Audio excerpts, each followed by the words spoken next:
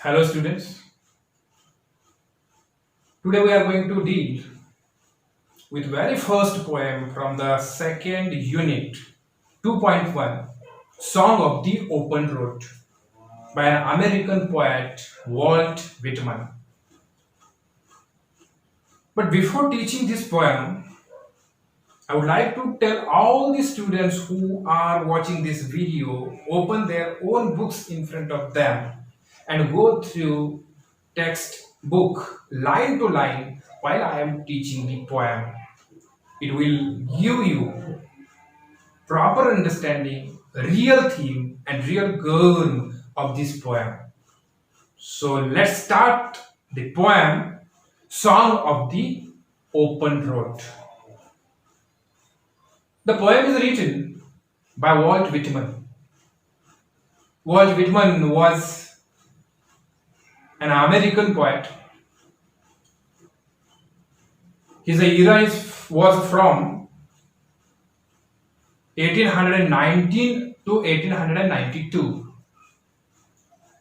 Means some 73 years he had spent on this earth. From those 73 years, his real career as a literary writer, he had written number of essays, number of poems, which becomes very famous, very popular, which gives Walt Whitman much popularity. He is an American poet, he is an essayist, he was a journalist. All this information gives us the details that Walt Whitman had very popular and very versatile personality. He was often called as a father of free verse. Let us see what is a free verse. Free verse is that kind of a poem which does not obey the strict rules and regulations prepared for poetry. Means this poem has not a particular meter, this poem is not particular rhyme scheme, this poem has not a fixed length of line, this poem has not a fixed length of stanzas. Then students, see why the poets write such a kind of a free verse poems. The poets write such a free verse poems because the main intention of a poet is to transfer his heartly emotions through his poem towards the reader. He does not want to look towards the structure. He gives much importance to the theme, the emotions of the poem rather than its structure. Walt Whitman is also such a kind of a poet who gives much importance to the theme of a poem rather than its structure. And hence, in his career, he wrote number of free verse poems which are very close to the heart of a common human being. Walt Whitman also grew up in a middle class family, the family which also faced very difficult economical status.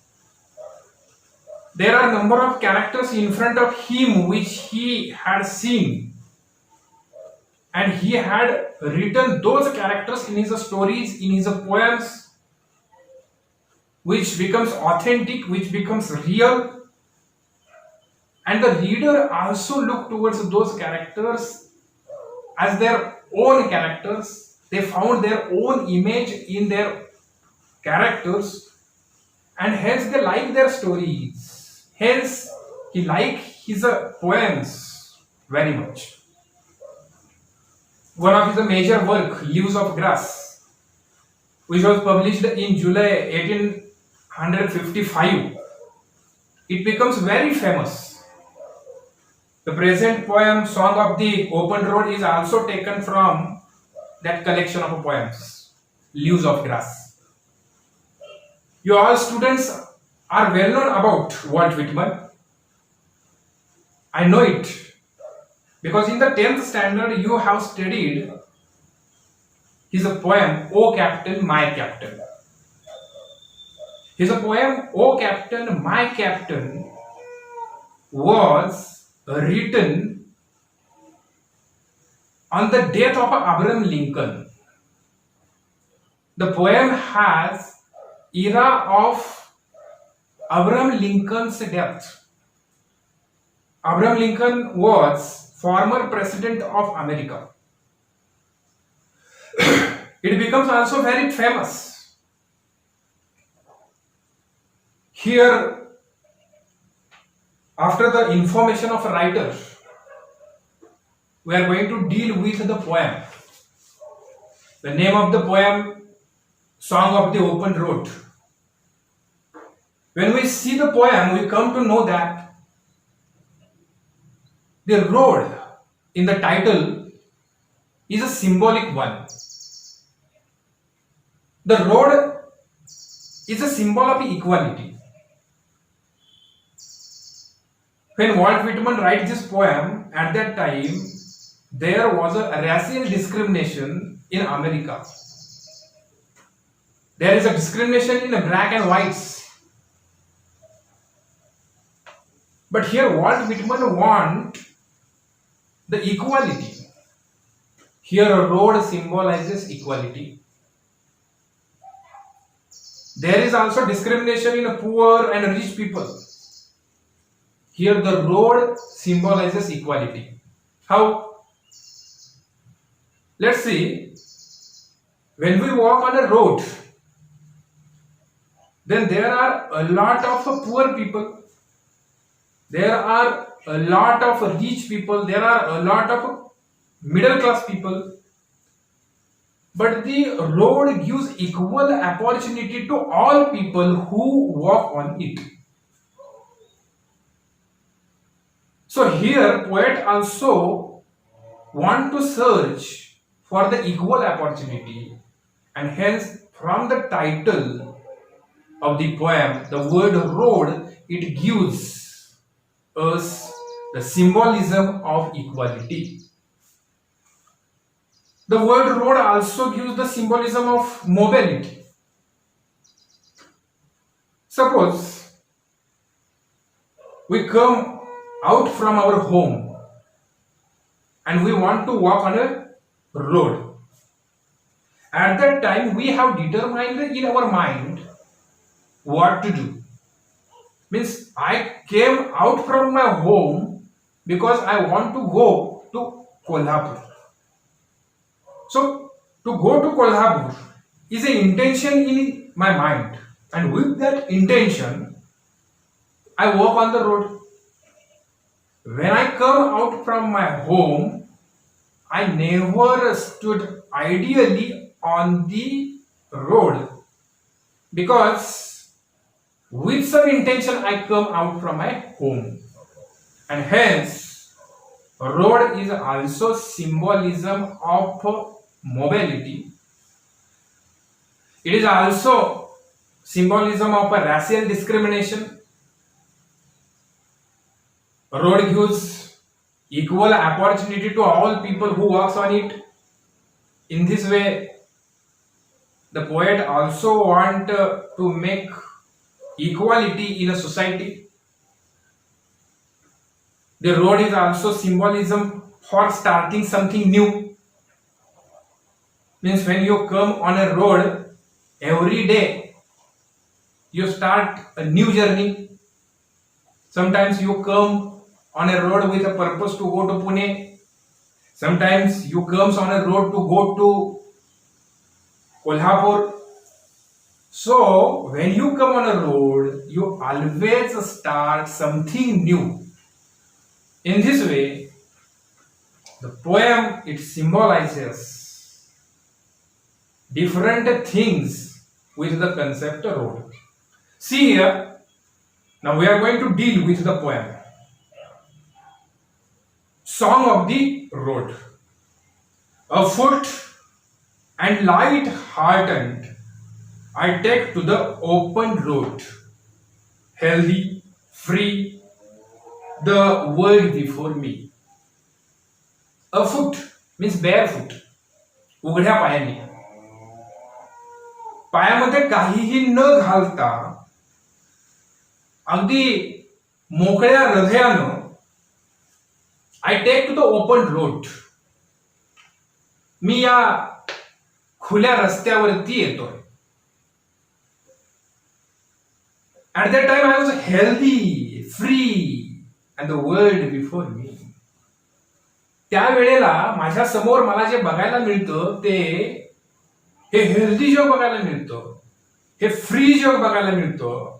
त्याचबरोबर हे जग जे आहे ते माझ्या समोर एक वेगळा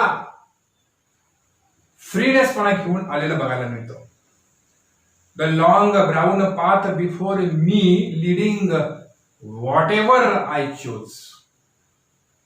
हा लेखक जो आहे तो घरातून बाहेर पडल्यानंतर त्याच्या समोर असणारा हा लांबवर जाणारा तपकिरी रंगाचा मार्ग, असं तो म्हणतोय.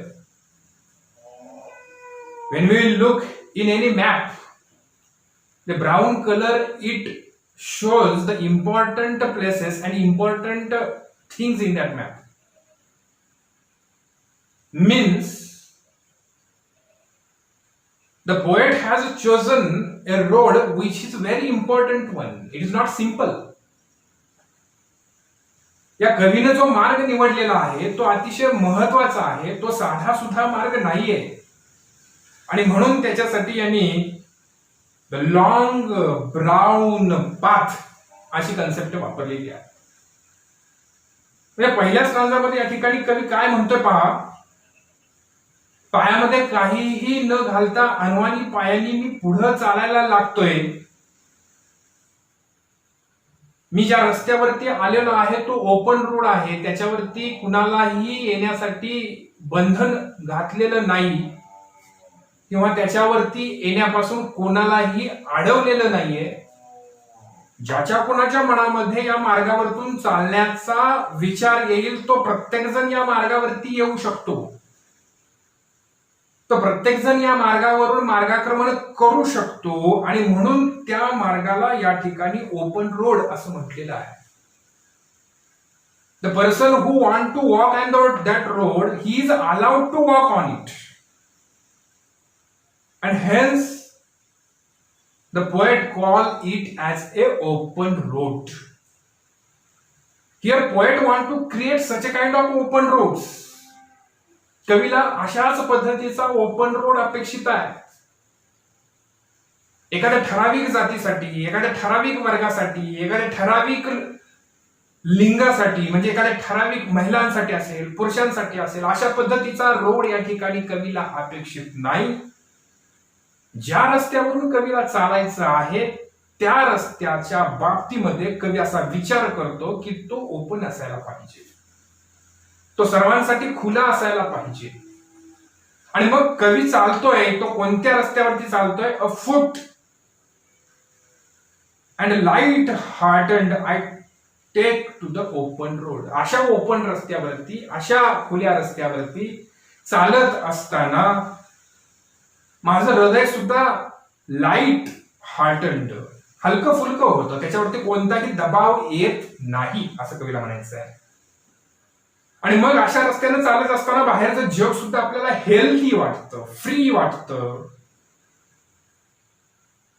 तसंच कवीला सुद्धा त्याच्या समोर असणारं हे जग हेल्दी वाटायला लागतं, फ्री वाटायला लागतं. आणि म्हणून अशा रस्त्यावरून चालत असताना तो रस्ता त्याला खूप महत्वाचा वाटतो. There is much importance to this road and hence he has used the particular term that is brown path. जसं की आपण एखाद्या रस्त्यावरून जात असतो त्यावेळी त्या रस्त्यावरून जात असताना त्या रस्त्याला एक विशेष महत्व आहे हे दाखवण्यासाठी काहीतरी वेगळी संकल्पना आपण मांडलेली असते. त्या पद्धतीनं कवी ज्या रस्त्यावरून जातोय तो वेगळा आहे. दररोजच्या असणाऱ्या रस्त्यापेक्षा वेगळा आहे हे दाखवण्याचं काम या ब्राऊन पाथ या कन्सेप्टनं केलेलं आपल्याला बघायला मिळतं. Before me leading wherever I choose, जो रस्ता मी निवडलेला आहे तो काहीतरी वेगळा आहे, तो ब्राऊन आहे असं कवी म्हणतो. Henceforth I ask not good fortune, I myself am good fortune. Henceforth, from right now, आत्तापासून असं त्याचा अर्थ होतो. Henceforth I ask not for good fortune, म्हणजे आतापासून मी माझ्या नशिबासाठी कुणाच्याही समोर हात पसरणार नाही. माझं नशीब कुणीतरी चांगल्या पद्धतीनं घडवावं म्हणून मी कुणालाही विचारणार नाही. कारण I myself am a good Fortune, कारण माझं स्वतःच एक चांगलं भवितव्य मी स्वतःच्या हाताने घडवू शकतो. I do not want to ask anybody for creating my good fortune because I have confidence on my arms, I have confidence on myself that I can create my own fortune very well. मी माझं भवितव्य जे आहे ते अत्यंत चांगल्या पद्धतीने घडवू शकतो. माझ्याजवळ तेवढी धमक आहे आणि त्यामुळं इथून पुढं मी कुणाच्याही समोर माझं भवितव्य कुणीतरी घडवावं म्हणून हात पसरणार नाही असं या ठिकाणी कवीला म्हणायचं आहे. Henceforth I whimper no more. On most of the occasion, most of the people we come to know that whimper या शब्दाचा अर्थ होतो रडणे, कुरबुर करणे. एखादी गोष्ट समोर आलेली असेल आणि ती गोष्ट आपल्याला पेलत नाही, त्या गोष्टीला आपण फेस नाही करू शकत, अशा वेळी आपण रडतो. अशा वेळी बरेच लोक रडतात. कवीनं कदाचित यापूर्वीच्या कालखंडामध्ये अशा प्रसंगांना तोंड देत असताना तो रडलाही असेल. But henceforth I whimper no more. आता मात्र इथून पुढं कवी असं म्हणतो की मी रडगाणं मांडणार नाही, मी रडणार नाही.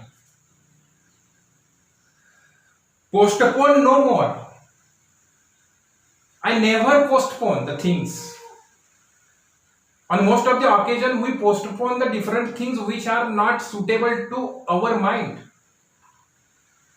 which are not easy to our mind. एखादी गोष्ट जर आपल्याला आवडत नसेल तर ती न आवडलेली गोष्ट आपण पुढं पुढं पुढं पुढं पुढं पुढं ढकलत राहतो. परंतु इथून पुढं तसंही मी करणार नाही असं कवीला म्हणायचं आहे.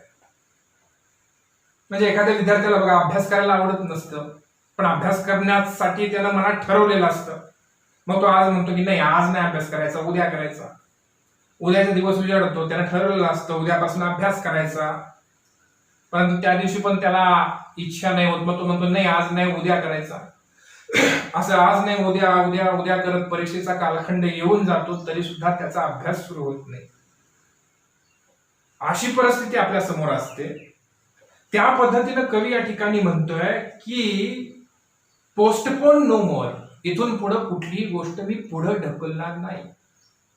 जी कोणती गोष्ट असेल ती त्या त्यावेळी करेन, नीड नथिंग. आणि असं काहीही करण्याची गरज माझ्या समोर नाहीये. आता मला कुणाचीही गरज नाही असं कवीला म्हणायचं आहे. इथून पुढं मी रडणार नाहीये, इथून पुढं कोणत्याही गोष्टी मी पुढे ढकलणार नाहीये आणि इथून पुढं मला कुणाचीही गरज नाहीये, कारण मी माझं भवितव्य घडवण्याचं ठरवलेलं आहे आणि ते घडवण्यासाठी मी समर्थ आहे असं या ठिकाणी कवी म्हणत असताना आपल्याला बघायला मिळतं.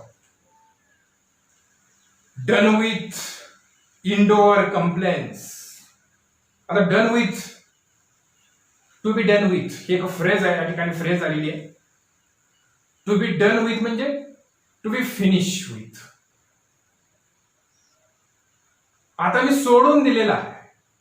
काय मी सोडून दिलेलं आहे? Indoor complaint. एखादी गोष्ट जर आपल्याला जमत नसेल तर आपण तक्रारी करायला लागतो आणि मग त्या तक्रारींच्या खाली आपण लपून आपलं अपयश झाकून टाकण्याचा प्रयत्न करतो. पण कवी असं म्हणतो की आज मी तक्रारी करणं सुद्धा सोडून दिलेलं आहे. Liberty is querulous criticism. Querulous म्हणजे तक्रार करणे, क्रिटिसिझम समीक्षा करणे. म्हणजे ज्या गोष्टी मी आजपर्यंत माझ्या आयुष्यामध्ये केल्या त्या आतापासून मी सोडून दिलेल्या आहेत.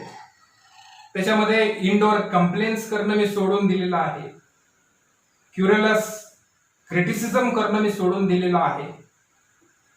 या सगळ्या बाबी आज मी सोडून दिलेल्या आहेत असं या ठिकाणी कवी म्हणतो. Strong and control I travel the open road, the earth that is sufficient. Now the poet, he becomes much strong. He is a content. आज मात्र मी अतिशय समर्थ बनलेलो आहे. कंटेंट या शब्दाचा अर्थ समाधानी असं होतं. जे काही आहे त्याच्याबद्दल मी पूर्णपणे समाधानी बनलेलो आहे. Because I am travelling on the open road, the earth that is sufficient. I believe only on earth. What I want, I can get it from the earth. जे काही मला पाहिजे आहे ते मी या पृथ्वीकडून घेऊ शकतो. पृथ्वी पुरेशी आहे माझ्या सगळ्या अपेक्षा पूर्ण करण्यासाठी. की पृथ्वी ज्या ज्या माझ्या काही अपेक्षा आहेत त्या सगळ्या पूर्ण करू शकते असं या ठिकाणी कवीला म्हणायचं आहे. आणि म्हणून तो असं म्हणतोय, strong and content I travel to the open road. या खुल्या रस्त्यावरून चालत असताना आज मी स्ट्रॉंग झालेलो आहे. या खुल्या रस्त्यावरून चालत असताना आज मी समाधानी झालेलो आहे. आणि या पृथ्वीवरून, या रस्त्यावरून चालत असताना या पृथ्वीकडूनच मी अपेक्षा ठेवतो. माझ्या अपेक्षा पूर्ण करण्यासाठी ही पृथ्वी पुरेशी आहे. आणि त्यामुळे इतर कोणाकडून कोणती अपेक्षा ठेवण्याची माझी इच्छा नाही असं या ठिकाणी कवीला म्हणायचं आहे. आता पुढे पहा, I do not want the constellation any nearer. I know they are very well where they are. Constellations म्हणजे नक्षत्र, चंद्र, तारे, ग्रह, नक्षत्र याला कॉन्स्टलेशन्स असं म्हटलं जातं. आता कवी तर पुढे काय म्हणतोय बघा, I do not want the constellation any near. हे दूरवरती असणारे चंद्र, सूर्य, तारे, नक्षत्र हे मला जवळ आणण्याची इच्छा नाही. बरेच वेळा एखादा व्यक्ती खूप मोठ्या आकांक्षा, अभिलाषा बाळगून असतो की हे चंद्र तारे तोडून आणीन, या पृथ्वीला प्रदक्षिणा घालीन, त्या सूर्याला कवेत घेईन, त्या चंद्रावरती जाईन. म्हणजे या सगळ्या ज्या गोष्टी आहेत त्या करण्याची इच्छा मला अजिबात नाही.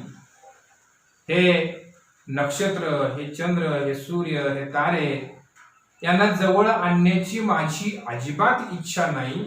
I know they are very well where they are. कारण मला माहिती आहे की जे सूर्य, तारे, नक्षत्र जिथं आहेत ना तिथं ते अतिशय चांगले आहेत. त्यांना जमिनीवरती किंवा त्यांना जवळ आणण्याची माझी अजिबात इच्छा नाही. I know the suffice for their own belongs to them. ज्यांच्या ते मालकीचे आहेत त्यांना ती लकलाभ होत, किंवा ज्यांच्या ते मालकीची आहेत त्यांनी केलेल्या कर्तृत्वाचा परिपाक म्हणून त्यांना ती मिळालेली आहेत. म्हणून मला दुःख वाटण्याचं काहीच कारण नाही असं या ठिकाणी कवी म्हणतोय. आणि मग शेवटी ज्या काही ओळी आहेत बघा त्या ब्रॅकेटमध्ये टाकलेल्या आहेत.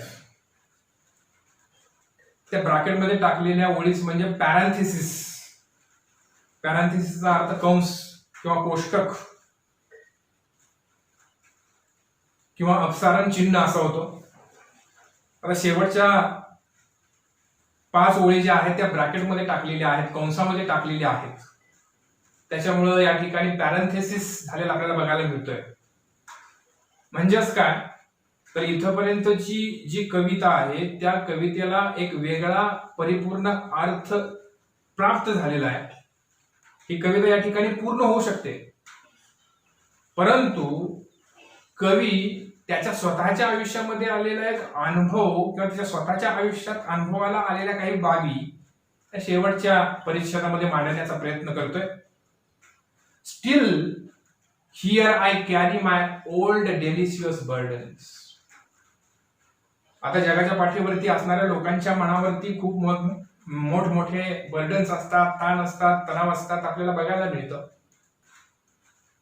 कवी आज ओपन रोडवरून चालत असताना तो केअर फ्री आहे असं मी म्हणतोय, पण त्याच्या पण डोक्यावरती असणारी सगळी बर्डन्स नाहीशी झालेली आहेत असं आपण अजिबात म्हणून चालणार नाही.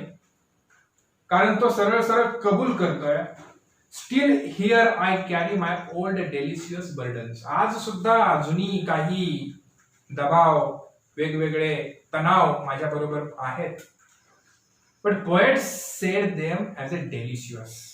हे ताणतणाव सुद्धा कवीने या ठिकाणी मधुर आहेत असं म्हटलेलं आहे. कारण त्या ताणतणावांच्या बरोबर जगणं हे अपरिहार्य असल्यामुळं आता मी ठरवलेलं आहे की त्या ताणतणावांच्या बरोबर आपण जात राहायचं. I carry them, men and women, I carry them with me wherever I go. जी काही बर्डन्स माझ्या डोक्यावरती आहे, जे काही ताणतणाव माझ्या डोक्यावरती आहेत, ते मी माझ्या बरोबर घेऊन जायचं ठरवलेलं आहे, माझ्या सोबतीने घेऊन जायचं ठरवलेलं आहे. आजूबाजूला असणारे जे पुरुष असतील, स्त्रिया असतील, त्यांचे ताणतणाव ते त्यांच्या बरोबर घेऊन जात आहेत. तशाच पद्धतीनं माझे ताणतणाव सुद्धा मी माझ्या बरोबर घेऊन जायचं ठरवलेलं आहे. I carry them with wherever I go. जिथं जिथं मी जाईल तिथं तिथं ते माझ्या बरोबर तर येणारच आहे, त्यांना मी टाळू शकत नाही. मग अशा परिस्थितीमध्ये जाणीवपूर्वक रडत बसण्यापेक्षा ते ताणतणाव सुद्धा किती मधुर आहेत असा विचार या ठिकाणी कवी करताना आपल्याला बघायला मिळतो. I swear it is impossible for me to get rid of them. कवी या ठिकाणी म्हणतो की मी शपथ घेतोय की या सगळ्या ताणतणावापासून सुटका घेणं, यांच्यापासून दूर जाणं हे अशक्यप्राय गोष्ट आहे. I am filled with them and I will feel them in return. माझ्या अंतर्मनातून या सगळ्या गोष्टी भरलेल्या आहेत. माझं अंतर्मन या सगळ्या गोष्टींनी भरलेलं आहे आणि त्यामुळे I am filled with them. मी या सगळ्या गोष्टींनी परिपूर्ण असा भरलेलो आहे आणि I will fill them in return. आणि परतावा देत असताना सुद्धा लोकांच्या बाबतीमध्ये या सगळ्या गोष्टी मी परत देईन. जेव्हा जेव्हा लोकांच्या बरोबर वावरत असताना लोकांनी मला कधी दुखवलं असेल, मी लोकांना दुखवलं असेल, मला लोकांनी कधी आनंद दिला असेल, मी लोकांना कधीतरी आनंद दिला असेल, या सगळ्या गोष्टींचा प्रभाव आज सुद्धा माझ्या अंतर्मनामध्ये जसाच्या तसा आहे.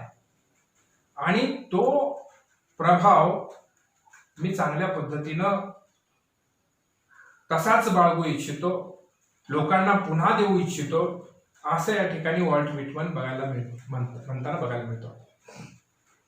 आता या ठिकाणी या कवितेमध्ये द पोएट यूज आय, म्हणजेच या ठिकाणी ही जी कविता आहे ती फर्स्ट पर्सन नरेशन मध्ये असलेली बघायला मिळते. या कवितेमध्ये कवीनं डेस्टिनेशन ठरवलेलं नाहीये. He has not determined the destination because according to him life is a only journey, it is not a destination, and hence he want to enjoy his life while walking on the path. He only want to enjoy the freedom of his life. With a light heart he want to walk on the road. म्हणजे मुक्त मनानं, शांत मनानं तो या रस्त्यावरून फक्त चालू इच्छितो. चालण्याचा आनंद घेऊ इच्छितो, त्याला मनावरचं ताण तणाव बर्डन कमी करून टाकायचं आहे आणि त्यामुळं चालत असताना एखादं ध्येय ठरवायचं आणि त्याच्यासाठी चालायचं असं त्यानं ठरवलेलंच नाहीये. कारण त्याच्या मतानुसार जीवन हे डेस्टिनी नाहीये, डेस्टिनेशन नाहीये. जीवन हा एक प्रवास आहे. जीवन हे जर डेस्टिनेशन असतं तर ते पूर्ण झाल्यानंतर आपण हे जीवन सोडायला पाहिजे. परंतु आपण जीवन हे जगतच राहतो. तिथला नवीन पुढला प्रवास सुरू होतो. समजा मला डॉक्टर व्हायचं आहे, डॉक्टर झालो म्हणून आपण हे जीवन सोडून जात नाही. तिथला पुढचा प्रवास सुरू होतो. चांगले पेशंट आपल्याला दुरुस्त करायचे आहेत, चांगल्या पद्धतीने त्या क्षेत्रामध्ये काम करायचं आहे. म्हणजेच जीवनामध्ये आपण एखादं जर ध्येय ठेवलेलं असलं तरी ते ध्येय पूर्ण झालं म्हणून जीवन संपत नाही. आणि म्हणून according to writer, life is not a destination, it is only and only travelling. त्याच्यानंतर आपल्याला या ठिकाणी बघायला मिळतं या कवितेमध्ये बरेचसे फिगर ऑफ स्पीच कवीनं वापरलेले आहेत. To decorate his a poem he has used a number of a figure of speech. मग त्याच्यामध्ये ॲलिट्रेशन असेल, रिपिटिशन असेल, पॅराडॉक्स असेल, टॅटोलॉजी असेल, इन्व्हर्शन असेल, पर्सोनिफिकेशन असेल, मेटाफर असेल, एवढे सगळे फिगर ऑफ स्पीच याच्यामध्ये वापरलेले आहेत. आता आपण कवितेचा अभ्यास करत असताना त्याचा थीम तुम्हाला सांगितला आणि मग हा थीम जो आहे तो जर तुम्ही बाय हार्ट समजून घेतला तर त्याच्यामध्ये असणारे विविध फिगर ऑफ स्पीच सुद्धा तुमच्या लक्षात येऊ शकतील. आणि त्या फिगर ऑफ स्पीचचा आपण अभ्यास करणार आहोत. व्हॉट्सअपच्या माध्यमातून त्या फिगर ऑफ स्पीचच्या नोट्स सुद्धा मी तुम्हाला पाठवतो. आणि ऑनलाईन लेक्चर घेत असताना आपण त्या फिगर ऑफ स्पीचच्या सुद्धा नोट्स घेऊयात. फक्त एकच गोष्ट असं लक्षात येते, the poem is a very simple, it has a very simple aspects. It covers all the aspects of life. Even though it is written in 1855, it is applicable to us even today.